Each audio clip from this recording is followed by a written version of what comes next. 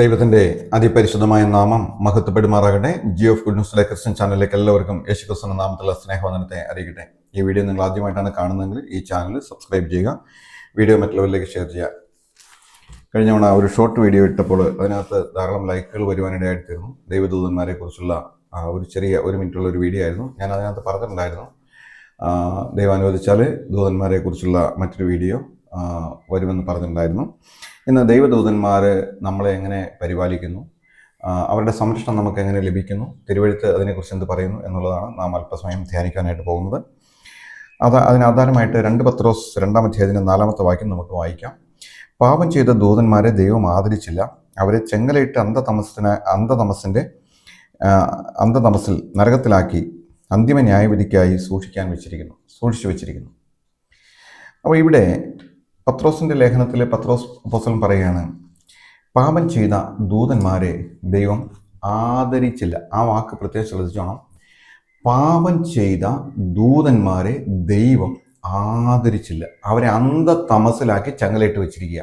അന്തിമ ന്യായവിധിക്ക് നരകത്തിൽ തള്ളുവാൻ വേണ്ടി അവരെ അന്ധതമസിൽ ചങ്ങലയിട്ട് വെച്ചിരിക്കുകയാണ്. ഇനി മനുഷ്യൻ, ദൈവത്തിൻ്റെ സൃഷ്ടിയാണല്ലോ ദൂതന്മാരും മനുഷ്യനും. ദൂതന്മാരെ ദൈവം സൃഷ്ടിച്ചത് ദൈവത്തെ ആരാധിക്കുവാനും ദൈവത്തിൻ്റെ സന്ദേശവാഹകരും ദൈവത്തിൻ്റെ യുദ്ധങ്ങൾ നടത്തുവാനും എല്ലാം വേണ്ടിയിട്ടാണ് ദൈവം ദൂതന്മാരെ സൃഷ്ടിച്ചത്. എന്നാൽ പാപം ചെയ്ത ദൂതന്മാരെ ദൈവം ആദരിച്ചില്ല. ഇനി മനുഷ്യനെ സംബന്ധിച്ച് നോക്കാം. ദൈവത്തിൻ്റെ രൂപത്തിലും ദൈവത്തിൻ്റെ ഛായയിലും ദൈവം മനുഷ്യനെ സൃഷ്ടിച്ചു. അവരും പാപം ചെയ്തു. ദൂതന്മാർ പാപം ചെയ്തു, ദൈവം അവരെ ആദരിച്ചില്ല. മനുഷ്യൻ പാപം ചെയ്തു, എന്താണ് സംഭവിച്ചതെന്ന് നോക്കാം. റോമർക്ക് എഴുതിയ ലേഖനം 3-ാം അധ്യായത്തിന് 21-ാമത്തെ വാക്യം, ഒരു വ്യത്യാസവുമില്ല, എല്ലാവരും പാപം ചെയ്ത് ദൈവതേജസ് ഇല്ലാത്തവരായി തീർന്നു. ആദം മുതൽ ജനിച്ച സകല മനുഷ്യരിലും പാപം പരന്നിരുന്നു. ഒരു വ്യത്യാസവുമില്ല, എല്ലാവരും പാപം ചെയ്ത് ദൈവ തേജസ് നഷ്ടപ്പെട്ടവരായി മാറി എന്ന് നമുക്ക് തിരുവെഴുത്തിലൂടെ മനസ്സിലാക്കുവാനായിട്ട് സാധിക്കും. ഇനി നമുക്കുള്ള വാഗ്ദത്തം, മനുഷ്യനോടുള്ള ദൈവത്തിൻ്റെ വാഗ്ദത്തം ഉൽപ്പത്തി മുതൽ നമുക്ക് മലാഖി വരെ കാണുവാനായിട്ട് സാധിക്കും. അവൻ തൻ്റെ ജനത്തെ അവരുടെ പാപങ്ങളിൽ നിന്ന് രക്ഷിക്കാനിരിക്കൊണ്ട് യേശു എന്ന് പേര് വിളിക്കണമെന്ന് മത്തായിയുടെ സുവിശേഷത്തിൽ ദൂതൻ എന്ന് പറയുന്നത് നമുക്ക് കാണുവാനായിട്ട് സാധിക്കും. യോസേഫിന് സ്വപ്നത്തിൽ പ്രത്യക്ഷനായിട്ട് പറയുകയാണ്. അപ്പോൾ പാപം ചെയ്ത മനുഷ്യനെ ദൈവം ആദരിക്കാനായിട്ട് ശ്രദ്ധിച്ചു എന്നുള്ളത് ആശ്ചര്യകരമായ ഒരു കാര്യമല്ലേ? പാപം ചെയ്ത ദൂതന്മാരെ ദൈവം ആദരിച്ചില്ല, പാപം ചെയ്ത മനുഷ്യനെ ദൈവം ആദരിക്കുവാനായിട്ട് തീരുമാനിച്ചു. അതുകൊണ്ടാണ് യേശു ഭൂമിയിലേക്ക് വന്നത്, നമ്മുടെ പാപങ്ങളിൽ നിന്ന് നമ്മെ രക്ഷിക്കുവാനായിട്ട്. അപ്പോൾ ദൈവം അനീതിയുള്ളവനാണോ? കാരണം ദൂതന്മാർ പാപം ചെയ്തപ്പോൾ ദൂതന്മാർക്കും ഒരു അവസരം കൊടുക്കണ്ടേ, അവരെയും സഹായിക്കണ്ടേ? മനുഷ്യൻ പാപം ചെയ്തപ്പോൾ മനുഷ്യനെ ദൈവം ആദരിച്ചത് എങ്ങനെയാണ് എന്ന് നമുക്ക് നോക്കാം. റോമർ 8:32 നാം ഇങ്ങനെ വായിക്കുന്നു, സ്വന്തം പുത്രനെ ആദരിക്കാതെ നമുക്കെല്ലാവർക്കും വേണ്ടി ഏൽപ്പിച്ചു തന്നവൻ അവനോട് കൂടെ സകലവും നമുക്ക് നൽകാതിരിക്കുമോ? അപ്പം ദൈവം വെറുതെ മനുഷ്യനെ അങ്ങ് ആദരിക്കുകയല്ല ചെയ്തത്, ദൈവം തന്നെ മനുഷ്യൻ്റെ ശിക്ഷാവിധി ഏറ്റെടുത്തു. മനുഷ്യൻ്റെ പാപത്തിൻ്റെ ന്യായവിധി ദൈവം തൻ്റെ മേൽ ഏറ്റെടുത്തു. അതുകൊണ്ടാണ് സ്വന്തം പുത്രനെ ആദരിക്കാതെ, കൽവരി ക്രൂശിൽ പിതാവായ ദൈവം യേശുക്രിസ്തുവിനെ കൈവിട്ട് കളഞ്ഞു, സ്വന്തം പുത്രന് നേരെ മുഖം മറിച്ച് കളഞ്ഞു. നമ്മുടെ എല്ലാം പാപം ദൈവം സ്വന്തം പുത്രന് മേൽ ചുമത്തിയപ്പോൾ ദൈവം അവനെ ആദരിച്ചില്ല. എൻ്റെ ദൈവമേ നീ എന്നെ കൈവിട്ടത് എന്തെന്ന് അലറിക്കരയുവാൻ തക്കൊണ്ടിടയായിട്ട് തീർന്നു. അതെ, ദൈവം യേശുവിനെ ആദരിച്ചില്ല. നമ്മളെ രക്ഷിക്കുവാൻ, നമ്മളെ വീണ്ടെടുക്കുവാൻ, നമ്മുടെ പാപത്തിൽ നിന്ന് നമ്മെ രക്ഷിക്കുവാൻ തക്കൊണ്ട് ദൈവം സ്വന്തം പുത്രനെ ആദരിക്കാതെ നമ്മളെ വീണ്ടെടുത്തു എന്നുള്ളത് ആശ്ചര്യകരമായ ഒരു കാര്യമാണ്. വെറുതെ ദൂതന്മാരെ പാപത്തിന് ന്യായവിധിക്കായിട്ട് വിട്ടുകൊടുക്കുകയും നമ്മളെ പാപത്തിൽ നിന്ന് വെറുതെ രക്ഷിക്കുകയല്ല ചെയ്തത്, ദൈവം തന്നെ നമ്മുടെ പാപത്തിൻ്റെ ശിക്ഷാവിധി ഏറ്റെടുത്തിട്ടാണ് നമ്മളെ ദൈവം രക്ഷിച്ചത് എന്ന് നമുക്ക് കാണുവാൻ സാധിക്കും. അതുകൊണ്ട് യോഹന്നാന്റെ സുവിശേഷം 1-ാം അധ്യായത്തിൻ്റെ 12-ാമത്തെ വാക്യത്തിൽ നമ്മളിങ്ങനെ വായിക്കുന്നു, അവനെ കൈക്കൊണ്ട് അവൻ്റെ നാമത്തിൽ വിശ്വസിക്കുന്ന ഏവർക്കും ദൈവമക്കളാകുവാൻ അവൻ അധികാരം കൊടുത്തു. അപ്പോൾ പാപം ചെയ്ത് ദൈവതേജസ് നഷ്ടപ്പെട്ടു പോയ മനുഷ്യവർഗത്തെ രക്ഷിക്കുവാനായിട്ട് ദൈവം തന്നെ ഭൂമിയിലേക്ക് ഇറങ്ങി വരികയും നമ്മുടെ പാപങ്ങളെ ചുമന്നുകൊണ്ട് കുരിശിന്മേൽ കയറി മരിക്കുകയും ചെയ്തു. അവൻ്റെ അടിപ്പിണരുകളാൽ നമുക്ക് സൗഖ്യമുണ്ട്, അവനിൽ വിശ്വസിക്കുന്നവന് ശിക്ഷാവിധിയില്ല. അപ്പോൾ യേശുക്രിസ്തു മുഖാന്തരം നമുക്ക് പാപമോചനം ലഭിച്ചു. അവനെ കൈക്കൊണ്ട് അവൻ്റെ നാമത്തിൽ വിശ്വസിക്കുന്ന ഏവർക്കും ദൈവ മക്കളാകുവാൻ അവൻ അധികാരം കൊടുത്തു. അപ്പോൾ ഒരു പാപിയായ മനുഷ്യൻ യേശുവിൻ്റെ അടുക്കൽ വന്ന്, ഞാൻ പാപിയാണ്, എൻ്റെ പാപത്തിന് വേണ്ടി അങ്ങ് കുരിശിൽ മരിച്ചു, എന്നെ രക്ഷിക്കണമേ എന്ന് നിലവിളിക്കുമ്പോൾ ദൈവം അവനെ സൗജന്യമായിട്ട് നീതീകരിക്കുകയും സൗജന്യമായിട്ട് രക്ഷിക്കുകയും ചെയ്തു. അങ്ങനെ നീതീകരിച്ച് രക്ഷിക്കപ്പെട്ട ഒരുവൻ ദൈവ മകനായിട്ട് മാറുന്നു, ദൈവ മകളായിട്ട് തീരുന്നു. ഈ അഖിലാണ്ടത്തിൻ്റെ ഉടയവനായ സർവശക്തനായ ദൈവത്തിൻ്റെ മകനും ദൈവത്തിൻ്റെ മകളുമായിരിക്കുക എന്നുള്ളത് സാധാരണ ഒരു പദവിയല്ല, അത് വളരെ പ്രധാനപ്പെട്ട ഒരു പദവിയാണ്. അനേക ദൈവമക്കൾക്കും ഈ പദവിയുടെ വാല്യൂ അറിയില്ല. എത്രമാത്രം മഹത്വകരമായ ഒരു വിളിയിലാണ് നാം ആയിരിക്കുന്നതെന്ന് അനേക ദൈവമക്കൾക്കും അറിയില്ല. അതുകൊണ്ട് അവർ സാധാരണ ഭിക്ഷക്കാരെ പോലെയാണ് അവർ ജീവിക്കുന്നത്. ഞാൻ പറഞ്ഞത് ഭൗമികമായ അർത്ഥത്തിലല്ല, ആത്മീയമായ അർത്ഥത്തിൽ ദൈവത്തിൻ്റെ മക്കളാണ് തങ്ങളെന്ന് തിരിച്ചറിയാതെ സാധാരണ മനുഷ്യനെ പോലെ അവർ ജീവിക്കുന്നു എന്ന് നമുക്ക് കാണുവാനായിട്ട് സാധിക്കും. നമുക്കറിയാമല്ലോ, ഇന്ത്യൻ പ്രധാനമന്ത്രിയുടെയോ അമേരിക്കൻ പ്രസിഡന്റിൻ്റെയോ മക്കളൊക്കെ അവർ കുഞ്ഞുനാളിൽ ജനിച്ചു വളർന്നതിന് ശേഷം അവർ സ്കൂളിലേക്ക് പോകുമ്പോൾ എങ്ങനെയാണ് അവരെ പറഞ്ഞയക്കുന്നത്? അടുത്തുള്ള ഒരു ഓട്ടോറിക്ഷ വിളിച്ചിട്ട് അതിനകത്ത് കയറ്റി വിടുകയാണോ ചെയ്യുന്നത്? അങ്ങനെയൊന്നുമല്ലല്ലോ. വളരെ VIP പരിഗണനയിൽ സെക്യൂരിറ്റി ഗാർഡുകളോടൊപ്പമാണ് അവരെ സ്കൂളിലേക്ക് അയക്കുന്നത്, അവരുടെ പഠന കേന്ദ്രങ്ങളിലേക്ക് അയക്കുന്നത്. അവർ പ്രായപൂർത്തിയാകുന്നത് വരെയും ആ പരിരക്ഷയും പരിഗണനയും ഒക്കെ അവർക്ക് ലഭിച്ചുകൊണ്ടേയിരിക്കും. പ്രായപൂർത്തിയായതിനു ശേഷവും ഒരുപക്ഷെ ലഭിക്കുന്നുണ്ടാകാം. എന്നാൽ അവർ സാധാരണ ജനങ്ങളെപ്പോലെയല്ല. അവർ ഇന്ത്യയുടെ പ്രധാനമന്ത്രിയുടെ മകളാണ്, അല്ലെങ്കിൽ ഇന്ത്യൻ പ്രസിഡന്റിൻ്റെ അല്ലെങ്കിൽ അമേരിക്കൻ പ്രസിഡന്റിൻ്റെ മകളാണ്. അവർക്ക് പ്രത്യേകമായ പദവിയും പരിഗണനയുമുണ്ട്. ഇതുപോലെ തന്നെയാണ് അഖിലാണ്ടത്തിനുടയവനായ സർവശക്തനായ ദൈവം തൻ്റെ വില കൊടുത്ത് സ്വന്തം പുത്രനെ ആദരിക്കാതെ വിലയ്ക്ക് വാങ്ങിയ ദൈവമക്കളായിരിക്കുന്ന നമുക്ക് വളരെ ഉന്നതമായ പദവിയും പരിഗണനയും ദൈവം നമുക്ക് നൽകുന്നുണ്ട്. നാം അത് തിരിച്ചറിയുന്നില്ല എന്ന് മാത്രം. അവിടെയാണ് ദൂതന്മാരുടെ പ്രസക്തി നമുക്ക് കാണുവാനായിട്ട് സാധിക്കുന്നത്. എബ്രായ ലേഖനം 1-ാം അധ്യായത്തിൻ്റെ 13-ാമത്തെ വാക്യം, ഞാൻ നിന്റെ ശത്രുക്കളെ നിനക്ക് പാദപീഠമാക്കുവോളം നീ എൻ്റെ വലത്തുഭാഗത്തിരിക്കുക എന്ന് ദൂതന്മാരിൽ ആരോടെങ്കിലും വല്ലപ്പോഴും അരുളി ചെയ്തിട്ടുണ്ടോ? ഒരിക്കൽ പോലും ദൈവം ദൂതന്മാരോട് ഞാൻ നിന്റെ ശത്രുക്കളെ നിന്റെ പാദപീഠമാക്കുമെന്ന് പറഞ്ഞിട്ടില്ല. ദൂതന്മാരോട് ഒരിക്കലും പറഞ്ഞിട്ടില്ല. എന്നാൽ ദൈവം നമ്മളോട് പറഞ്ഞിട്ടുണ്ട്, ഞാൻ നിന്റെ ശത്രുക്കളെ സാത്താനെ വേഗത്തിൽ ഞാൻ നിന്റെ കാൽക്കീഴെ ചതച്ച് കളയുമെന്ന് നമ്മോട് പറഞ്ഞിട്ടുണ്ട്, ഇല്ലേ? നമ്മുടെ ദൈവം അളിച്ചിട്ടുണ്ട്. ദൂതന്മാർ എന്നിട്ട് അവിടെ പറയണം, അവരൊക്കെയും രക്ഷ പ്രാപിക്കാനുള്ളവരുടെ ശുശ്രൂഷകളിൽ അയക്കപ്പെടുന്ന സേവകാത്മാക്കളല്ലയോ? അപ്പോൾ ദൂതന്മാരെന്ന് പറയുന്നത് രക്ഷിക്കപ്പെട്ട അല്ലെങ്കിൽ രക്ഷ പ്രാപിക്കാനിരിക്കുന്ന ദൈവ മക്കളുടെ സേവകാത്മാക്കളാണ്. നമ്മൾ സേവിക്കുവാൻ വേണ്ടി ദൈവം തിരഞ്ഞെടുത്ത് വെച്ചിരിക്കുന്നതാണ് ദൂതന്മാർ. ഒരു വ്യക്തി രക്ഷിക്കപ്പെട്ട് കഴിയുമ്പോൾ, അവൻ ജനിക്കുമ്പോൾ തന്നെ അവനൊരു പ്രൊട്ടക്ഷൻ കൊടുക്കുകയാണ് ദൈവം ദൂതനായിട്ട്. അവൻ രക്ഷിക്കപ്പെട്ട് കഴിയുമ്പോൾ അവന് വിശേഷമായ പ്രൊട്ടക്ഷൻ കൊടുക്കുകയാണ് ദൈവദൂതൻ. അവൻ്റെ പോകയിലും വരവിലും, അവൻ എവിടെ പോയാലും തിരിച്ചു വന്നാലും എല്ലാം ദൈവദൂതൻ അവനോട് കൂടെ ഇരിക്കും. ഒന്നിലധികം ദൂതന്മാരെ അവന് പ്രൊട്ടക്ഷനായിട്ട് ദൈവം കൊടുത്തിട്ടുണ്ട് എന്ന് നമുക്ക് മനസ്സിലാക്കുവാനായിട്ട് സാധിക്കും. അപ്പോൾ ദൂതന്മാർ എന്ന് പറയുന്നത് നമുക്കായിട്ട് വെച്ചിരിക്കുന്ന സേവകാത്മാക്കളാണ്. നാം അത് ചോദിച്ചാൽ ദൈവം നമുക്കത് തരും. എന്നാൽ പല ദൈവമക്കളും അത് ചോദിക്കുന്നില്ല. അങ്ങനെ ഒരു സംരക്ഷണം നമുക്കുണ്ടോ എന്ന് പോലും അവർക്ക് പലർക്കും അറിയില്ല. സങ്കീർത്തനം 34:7 നമ്മൾ ഇങ്ങനെ വായിക്കുന്നു, യഹോവയുടെ ദൂതൻ അവൻ്റെ ഭക്തന്മാരുടെ ചുറ്റും പാളയം ഇറങ്ങി അവരെ വിടുവിക്കുന്നു. നമുക്കെതിരെ ശത്രു പല പ്ലാനുകളും പദ്ധതികളും ചെയ്യുമ്പോൾ ദൈവം എന്ത് ചെയ്യും? പാളയം ഇറങ്ങി നമ്മളെ വിടുവിക്കും. ദൂതന്മാർ പാളയം ഇറങ്ങും. നമുക്ക് വേണ്ടി അവർ യുദ്ധത്തിനായിട്ട് പാളയം ഇറങ്ങി നമ്മെ രക്ഷിച്ച് നമ്മളെ വഴി മാറ്റിവിട്ട് നമ്മളെ സഹായിക്കുന്നത് നമുക്ക് കാണാനായിട്ട് സാധിക്കും. ശത്രു നമുക്കെതിരെ ഓരോ നീക്കങ്ങൾ നടത്തുമ്പോൾ, ഓരോ പ്ലാനുകളും പദ്ധതികളും കെണികളും വലകളും എല്ലാം ഒരുക്കി വയ്ക്കുമ്പോൾ അതിലേക്ക് പോയി ചാടാതെ ദൈവത്തിൻ്റെ ദൂതൻ നമ്മളെ മാറ്റിവിടുന്നത് നമുക്ക് കാണാനായിട്ട് സാധിക്കും. എൻ്റെ ജീവിതത്തിൽ അനേക അനുഭവങ്ങൾ ആ നിലയിലൊക്കെ ഉണ്ട്. പോകെ ഞാനത് പറയുന്നതായിരിക്കും. നമ്മൾ യാത്രയിലായിരിക്കുമ്പോൾ, നമ്മൾ വാഹനം ഓടിക്കുമ്പോൾ, അതുപോലെ തന്നെ നമ്മൾ ഒറ്റയ്ക്ക് വീട്ടിൽ താമസിക്കേണ്ടി വരുമ്പോൾ, ദൂരദേശത്തേക്ക് ഒറ്റയ്ക്ക് യാത്ര ചെയ്യേണ്ടി വരുമ്പോൾ ഒക്കെ ഈ സംരക്ഷണം നമുക്ക് ലഭിക്കുന്നുണ്ട്. നാം അറിയുന്നില്ല. നാം ചോദിച്ചാൽ കൂടുതലായിട്ട് അത് ലഭിക്കും എന്നുള്ളത് വളരെ അത്ഭുതകരമായ ഒരു കാര്യമാണ് എന്ന് നമുക്ക് മനസ്സിലാക്കുവാനായിട്ട് സാധിക്കും. എബ്രഹാം തൻ്റെ മകന് ഒരു ഭാര്യ എടുക്കുവാനായിട്ട് തൻ്റെ ദാസനെ അയക്കുമ്പോൾ അവനോട് പറയുന്ന ഒരു കാര്യമുണ്ട്. ഉൽപ്പത്തി 24:40, ഞാൻ സേവിച്ചു പോരുന്ന യഹോവ ഒരു ദൂതനെ നിന്നോടുകൂടെ അയച്ച് നീ എൻ്റെ വംശത്തിൽ നിന്നും പിതൃഭവനത്തിൽ നിന്നും എൻ്റെ മകന് ഭാര്യ എടുക്കുവാൻ തക്കോണം നിൻ്റെ യാത്രയെ സഫലമാക്കും. ദൈവം പ്രത്യേകമായ ചില യാത്രകളെ സഫലമാക്കുവാൻ ദൂതന്മാരെ അയക്കും. ഒരു ദൂതനെ മുൻപായി അയക്കുമെന്ന് എബ്രഹാം പറയുകയാണ്. ദൈവമായിട്ട് എബ്രഹാമിന് സഹിത്വമുണ്ട്. അത്രയ്ക്ക് അവർ മുഖാമുഖമായിട്ട് സംസാരിച്ച ആളുകളാണ്. അപ്പോൾ എബ്രഹാം പറയാണ്, എൻ്റെ മകന് കനാന്യരിൽ നിന്നൊരു ഭാര്യ എടുക്കാൻ പാടില്ല, നീ എൻ്റെ ചാർച്ചക്കാരിൽ നിന്ന് എടുക്കേണ്ടതിനായിട്ട് നീ പോകണം. നീ പോയിട്ട് അവിടെ ഒരു കന്യയെ കണ്ട് സംസാരിച്ച് അങ്ങനെ കൊണ്ടുവരണമെന്ന് പറഞ്ഞു കഴിഞ്ഞപ്പോൾ ഇവൻ ചോദിക്കുന്നത്, ഞാൻ അവിടെ ചെല്ലുമ്പോൾ കന്യക എന്നോട് കൂടെ വരാൻ ഇഷ്ടപ്പെട്ടില്ലെങ്കിലോ? അപ്പോൾ എബ്രഹാം പറയുകയാണ്, ഞാൻ സേവിച്ച് പോരുന്ന യഹോവ ഒരു ദൂതനെ നിന്നോട് കൂടെ അയച്ച് നീ എൻ്റെ വംശത്തിൽ നിന്നും പിതൃഭവനത്തിൽ നിന്നും എൻ്റെ മകന് ഭാര്യ എടുക്കുവാൻ തക്കോണം നിൻ്റെ യാത്രയെ സഫലമാക്കും. നമ്മുടെ യാത്രയെ സഫലമാക്കുവാൻ ദൈവം തന്റെ ദൂതനെ അയക്കും. നാം ഇത് വിശ്വസിക്കാത്തതുകൊണ്ടാണ് ഇത് നമ്മുടെ ജീവിതത്തിൽ പലപ്പോഴും ഇത് ക്യാൻസലായി പോകുന്നത്. ഇസ്ഹാക്കിന് റിബേക്കയെ ദൈവം കൊടുക്കുവാൻ തക്കവണ്ണം ഒരു കിണറ്റിൻകരയിൽ വെച്ചാണ് ദാസൻ കാണുന്നത്. അവൻ ഹൃദയത്തിൽ ചില കാര്യങ്ങൾ ഇബ്രാഹിം പറഞ്ഞ പ്രകാരം ചിന്തിച്ചു.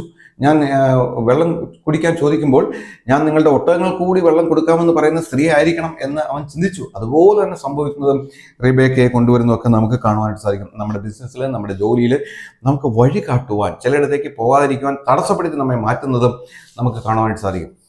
രൂത്ത് എന്ന് പറയുന്ന മോവാബി സ്ത്രീ തൻ്റെ ഭർത്താവ് മരിച്ചുപോയി, അമ്മായിയപ്പൻ മരിച്ചുപോയി. അപ്പോൾ അവൾ തൻ്റെ അമ്മായിയമ്മ നവോമി സ്വന്തം ദേശത്തേക്ക് തിരിച്ചു പോകാനായിട്ട് തീരുമാനിച്ചു. ഇസ്രായേലിലേക്ക് തിരിച്ചു പോകാനായിട്ട്, ബെത്ലഹേമിലേക്ക് തിരിച്ചു പോകാൻ തീരുമാനിച്ചു. അപ്പോൾ തൻ്റെ മരുമക്കളോട് പറഞ്ഞു, നിങ്ങളുടെ ജാതികളുടെ അടുക്കിലേക്ക് പോയിക്കൊള്ളുക. നിങ്ങൾക്ക് ഇനി എന്തായാലും ഒരു വിവാഹമൊന്നും കഴിക്കാനായിട്ട് പറ്റില്ല. നിങ്ങളുടെ ജാതികളുടെ അടുക്കൽ പോയാൽ, നിങ്ങളുടെ സ്വന്തം കുടുംബങ്ങളിലേക്ക് പോയാൽ നിങ്ങൾക്ക് വീണ്ടും വിവാഹം കഴിച്ച് ജീവിക്കാം. എനിക്ക് എൻ്റെ മക്കളെല്ലാം നഷ്ടപ്പെട്ടു, ഭർത്താവ് നഷ്ടപ്പെട്ടു, ഞാൻ സ്വദേശത്തേക്ക് തിരിച്ചു പോകണമെന്ന്. ഉടനെ ആദ്യം കുറച്ച് പൊട്ടിക്കരച്ചിലൊക്കെ ഉണ്ടായെങ്കിലും യോർപ്പ എന്ന് പറയുന്ന ഒരു മകള് തിരിച്ചുപോയി. എന്നാൽ രൂത്ത് ഒരു കാര്യം പറഞ്ഞു, നിന്റെ ദൈവം എൻ്റെ ദൈവം. നീ എനിക്ക് ഇതുവരെയും പറഞ്ഞു തന്ന ഒരു ദൈവമില്ലേ, ഇസ്രായേലിൻ്റെ ദൈവം, ആ ദൈവം എൻ്റെ ദൈവം. നീ എനിക്ക് ഇതുവരെയും പറഞ്ഞു തന്ന ഇസ്രായേൽ ജനമില്ലേ, ആ ജനം എൻ്റെ ജനം. നിന്റെ ദൈവം എൻ്റെ ദൈവം, നിന്റെ ജനം എൻ്റെ ജനം. മരണം കൊണ്ടല്ലാതെ ഞാൻ ഇനി നിന്നെ വേർപെടുന്ന പ്രശ്നമില്ല. ഞാൻ നിന്റെ കൂടെ പോരും. നീ എവിടെ മരിച്ചടക്കപ്പെടുന്നു, ഞാനും അവിടെ മരിച്ചടക്കപ്പെടുമെന്ന് പറഞ്ഞു രൂത്ത് ഒരു തീരുമാനമുണ്ട്. ഒരു ദൈവമകനും ഒരു ദൈവമകളും കർത്താവായ യേശുവിൻ്റെ ഭാഗത്തു നിന്നുകൊണ്ട് എടുക്കുന്ന തീരുമാനങ്ങൾക്ക് ദൈവം വലിയ വില കൽപ്പിക്കുന്നുണ്ട്. രൂത്ത് പറഞ്ഞു, നിന്റെ ജനം എൻ്റെ ജനം, നിന്റെ ദൈവം എൻ്റെ ദൈവം. ഈ ഒരു തീരുമാനത്തെ ദൈവം മാനിച്ചു. അവരവിടെ വീട്ടിൽ ചെന്നു. അവരുടെ പഴയ വീട് ബെത്ലഹേം ഇളകി. ഇത് നവോമിയോ എന്ന് ചോദിച്ചു. അവൾ ആകെ തകർത്തരിപ്പണമായിട്ടാണ് വരുന്നത്. സന്തോഷമുള്ളവളായിട്ട് പോയവൾ ഇപ്പം എല്ലാം നഷ്ടപ്പെട്ടവളായിട്ട് തിരിച്ചു വരികയാണ്. അങ്ങനെ അവർ വീട്ടിൽ വന്നു. വീടെല്ലാം അടിച്ച് വൃത്തിയാക്കിക്കൊണ്ടിരിക്കുന്ന സമയത്ത് ഭക്ഷണം കഴിക്കാനായിട്ടൊന്നുമില്ല. അപ്പോൾ യവക്കൊയ്ത്ത് നടക്കുന്ന സമയമാണ്. അപ്പോൾ അമ്മായിമ്മ പറഞ്ഞു വിട്ടുന്നു, ഏതെങ്കിലും ഒരു മറ്റേ വയലിൽ പോയിട്ട് കറ്റ അവരിങ്ങനെ കൊയ്തുകൊണ്ട് പോകുമ്പോൾ അതിനകത്ത് താഴെ വീഴുന്നത് പെറുക്കിയെടുത്തുകൊണ്ട് വരാനായിട്ട് പറഞ്ഞ് വിടുകയാണ്. അങ്ങനെ രൂത്ത് അവിടുന്ന് പോവുകയാണ്. ഇസ്രായേലിൻ്റെ ദൈവത്തിൽ ആശ്രയിച്ച് അവൾ പോവുകയാണ്. അങ്ങനെ പോകുമ്പോൾ അവൾ ചെന്ന് ഒരു വയലിലേക്ക് ഇറങ്ങുകയാണ്. നൂറുകണക്കിന് ആളുകളുടെ, കോടീശ്വരന്മാരുടെ വയലുകൾ അവിടെ ഉണ്ട്, ധനാഢ്യന്മാരുടെ വയലുകൾ അവിടെ ഉണ്ട്. അപ്പോൾ അതിൽ ക്രൂരന്മാരായ മേലുദ്യോഗസ്ഥന്മാരും മേലാളന്മാരും പണക്കാരുമായിട്ടുള്ള ആളുകളെല്ലാം ഉണ്ട്. എന്നാൽ രൂത്ത് ചെന്ന് ബോവസിൻ്റെ വയലിലേക്ക് ഇറങ്ങുന്നു. ഞാൻ വിചാരിക്കുന്നു രൂത്ത് കൃത്യമായിട്ട് ബോവസിൻ്റെ വയലിലേക്ക് ചെന്ന് കയറുന്നതുവരെയും ദൂതന്മാർ സംരക്ഷിച്ചുകൊണ്ടിരിക്കുകയാണ്. ആ വഴി വേറെ എങ്ങും പോകാതെ ബോവസിൻ്റെ വയലിലേക്ക് ചെല്ലുവാൻ തക്കവണ്ണം ദൂതൻ അവളെ നയിച്ചുകൊണ്ടിരിക്കുകയാണ്. നമ്മളെ നയിക്കുന്ന ഒരു ദൂതനുണ്ട്. ചിലയിടത്തേക്ക് പോകണ്ട, ചിലയിടത്തേക്ക് തന്നെ പോകണം. അങ്ങനെ നമ്മളെ ഗൈഡ് ചെയ്യുന്ന ദൂതൻ നമുക്കുണ്ട്. ദൂതൻ നമുക്ക് ചുറ്റും പാളയം ഇറങ്ങി നമ്മളെ വിടുവിക്കുന്നു. വേറെ ഏതെങ്കിലും വയലിലേക്ക് പോയിരുന്നെങ്കിൽ കഥ മാറുമായിരുന്നു. എന്നാൽ അവളുടെ വീണ്ടെടുപ്പുകാരനായ ബോവസിൻ്റെ വയലിലേക്ക് അവൾ പോകാൻ തക്കവണ്ണം ഇടയായിട്ട് തീർന്നു. ഫലമോ, നാം വംശാവലി പുസ്തകം വായിക്കുമ്പോൾ, സുവിശേഷത്തിൽ നാം വായിക്കുന്നത്, അവിടെ സന്തതി പരമ്പരകളെ കുറിച്ച് പറയുമ്പോൾ രൂത്ത് ബോവസിൽ ഓബേദിനെ ജനിപ്പിച്ചു. അതെ, യേശുക്രിസ്തുവിൻ്റെ വംശാവലി പട്ടികയിൽ ഒരു അന്യജാതിക്കാരിയായ സ്ത്രീ വന്ന് കയറുവാൻ തക്കവണ്ണം ഇടയായിട്ട് തീർന്നു. യേശുവിനെ വിശ്വസിച്ചിറങ്ങിത്തിരിക്കുന്ന ഒരു മകനോ ഒരു മകളോ അവൾ നഷ്ടപ്പെട്ടു പോകുന്നില്ല. അവൾക്ക് ലഭിച്ചിരിക്കുന്ന നന്മകൾ വളരെയാണ്. അത് അറിയാതെ ശിശുക്കളെ പോലെ ജീവിക്കുന്ന അനേക സഹോദരി സഹോദരന്മാരെ നമുക്ക് കാണുവാനായിട്ട് സാധിക്കും. നമുക്കെതിരെ മന്ത്രവാദം ചെയ്യുന്ന ധാരാളം ആളുകളുണ്ട്. ഇങ്ങനെ മന്ത്രവാദം ചെയ്യുന്ന ആളുകൾ അവർ വിചാരിക്കുന്നില്ല, അവർക്കറിയില്ല നമുക്ക് ദൈവമക്കൾക്കെതിരെ ഭയങ്കര പ്രൊട്ടക്ഷൻ ഉണ്ടെന്നുള്ളത് അവർക്ക് പലപ്പോഴും അറിയില്ല. ദൂതന്മാരുടെ കാവൽ അവർക്കുണ്ടെന്നുള്ളത് പലപ്പോഴും അവർക്ക് അറിയില്ല. അതുകൊണ്ട് മന്ത്രവാദികൾ എന്ത് ചെയ്യും? പലപ്പോഴും മറഞ്ഞിരുന്നാണ് മന്ത്രവാദം ചെയ്യുന്നത്. കാരണം ദൈവമക്കളെ അവർക്ക് ഭയമാണ്. ഇവിടെ ഫറവോൻ്റെ അടുക്കൽ ഇതുപോലെ മോശ വന്നപ്പോൾ മന്ത്രവാദത്തിന് ശക്തിയൊക്കെ ഉണ്ട്. മന്ത്രവാദത്തിന് ശക്തി ഇല്ലാതൊന്നുമില്ല. ഫറവോൻ്റെ അടുക്കൽ നമുക്കത് കാണാനായിട്ട് സാധിക്കും, അല്ലേ? മോശ വന്നു, വടി നിലത്തിട്ടു, മന്ത്രവാദികളും വടി നിലത്തിട്ടു, അല്ലേ? അത് പാമ്പായി. മോശയുടെ വടി പാമ്പായി, മന്ത്രവാദികളുടെ വടിയും പാമ്പായി. പക്ഷെ ഒരു വ്യത്യാസമുണ്ട്. മോശയുടെ വടി മന്ത്രവാദികളുടെ വടിയെല്ലാം വിഴുങ്ങി കളഞ്ഞു. ആ പാമ്പിനെല്ലാം വിഴുങ്ങി കളഞ്ഞു. അപ്പോൾ മന്ത്രവാദി ദൈവങ്ങൾക്കെതിരെ മന്ത്രവാദം ചെയ്യുമ്പോൾ മന്ത്രവാദിയുടെ കുടുംബം തകർന്നു പോകും. കാരണം അവരെ വിഴുങ്ങുവാൻ തക്കമുള്ള ശക്തിയുള്ള യൂദയിലെ സിംഹം നമ്മുടെ ദൈവമാണ്. അപ്പം മന്ത്രവാദമൊക്കെ കുറച്ച് ഡിസ്റ്റർബൻസ് ഒക്കെ നമുക്കുണ്ടായി എന്ന് വന്നേക്കാം. പക്ഷെ ഒരിക്കലും മന്ത്രവാദി ജയിക്കുവാനായിട്ട് പോകുന്നില്ല. അപ്പോൾ ഞാൻ പറഞ്ഞു വന്നത്, അവിടെ ഈ മന്ത്രവാദം ചെയ്ത് പല കാര്യങ്ങളും മന്ത്രവാദികൾ അതുപോലെ തന്നെ ചെയ്തു. എന്നാൽ മോശ ഒരിക്കൽ വടി കൊണ്ട് അടിച്ച് നിലത്തെ പൊടി അടിച്ചപ്പോൾ അത് പേനായിട്ട് മാറി. അതുവരെയും ഉള്ളതിനെ വർദ്ധിപ്പിക്കുകയായിരുന്നു. എന്നാൽ ഇപ്പോൾ മൃഗങ്ങളുടെ മേലും മനുഷ്യൻ്റെ മേലും പേൻ ഉളവാക്കുവാൻ മോശ തൻ്റെ വടിയടിച്ച് അങ്ങനെ സാധിപ്പിച്ചു. മന്ത്രവാദികളും അതുപോലെ ചെയ്തു നോക്കി. പക്ഷേ ജീവൻ കൊടുക്കാൻ അവർക്ക് കഴിഞ്ഞില്ല. ജീവൻ എടുക്കാനല്ലേ പിശാചിന് അറിയാവൂ, ജീവൻ കൊടുക്കാൻ അവന് പറ്റുകയില്ലല്ലോ. ജീവൻ കൊടുക്കാൻ കഴിഞ്ഞില്ല. അപ്പോൾ അവർ പറയുകയാണ്, മന്ത്രവാദികൾ പറയുകയാണ് ഫറവോനോട്, അതെ, ഇത് ഞങ്ങളെ കണ്ട് പറ്റില്ല, ഇത് ദൈവത്തിൻ്റെ വിരലാണ്, ഇത് ദൈവത്തിൻ്റെ വിരലാണ്. പകൽ മേഘസ്തംഭത്തിലും രാത്രി അഗ്നിസ്തംഭത്തിലും വഴി നടത്തിയ ദൂതൻ. അതെ, നമുക്ക് വേണ്ടി ഭയങ്കര പ്രൊട്ടക്ഷൻ ദൈവം നമുക്ക് നൽകുന്നുണ്ട്. മന്ത്രവാദത്തെക്കുറിച്ചുള്ള ഒരു കാര്യം കൂടി പറയാം. മന്ത്രവാദത്തെക്കുറിച്ച് നൂറുകണക്കിന് കാര്യങ്ങൾ പറയാനായിട്ടുണ്ട്. കഴിഞ്ഞ 1.5 വർഷമായിട്ട് ഞാൻ അതിനെ ഫേസ് ചെയ്തുകൊണ്ടിരിക്കുന്ന ഒരാളാണ്.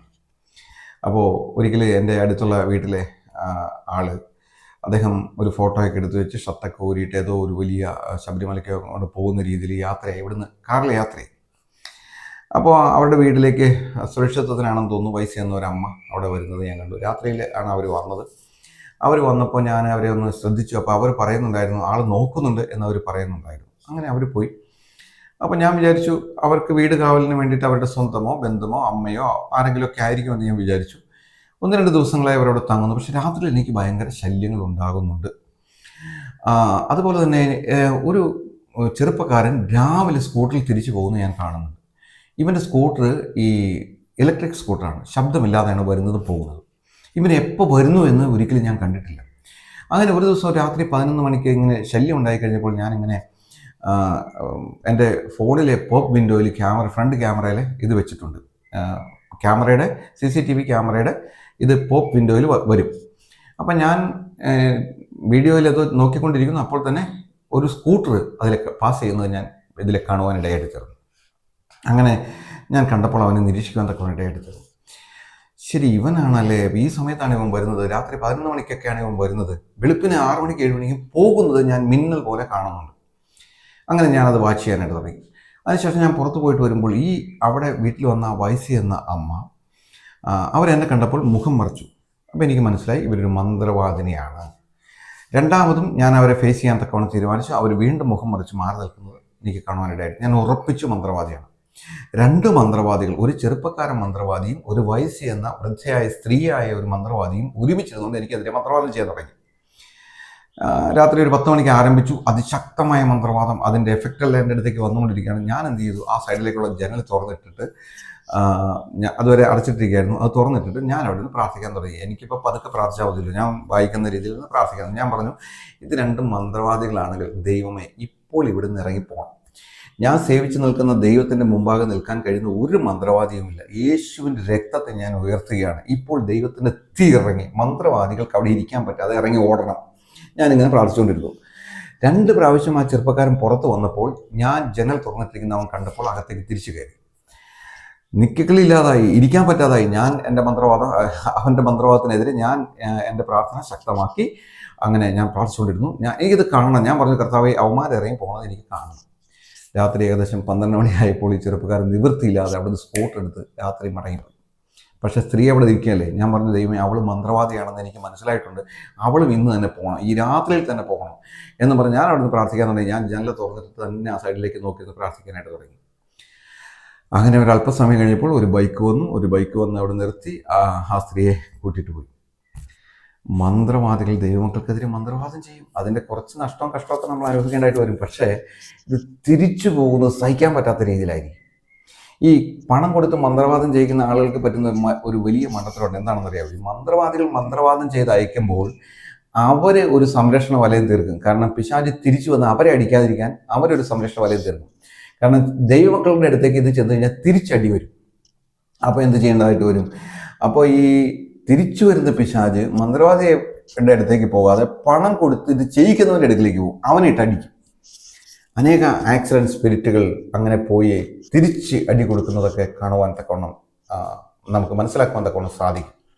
എന്നെ കേൾക്കുന്ന പ്രിയ സഹോദര, പ്രിയ സഹോദരി, 91 സങ്കീർത്തനം 11 വാക്യത്തിലെ, നിന്റെ എല്ലാ വഴികളിലും നിന്നെ കാക്കണതിനെ അവൻ നിന്നെക്കുറിച്ച് തൻ്റെ ദൂതന്മാരോട് കൽപ്പിക്കും. ദൈവദൂതന്മാരുടെ സംരക്ഷണം നമുക്കുണ്ട്.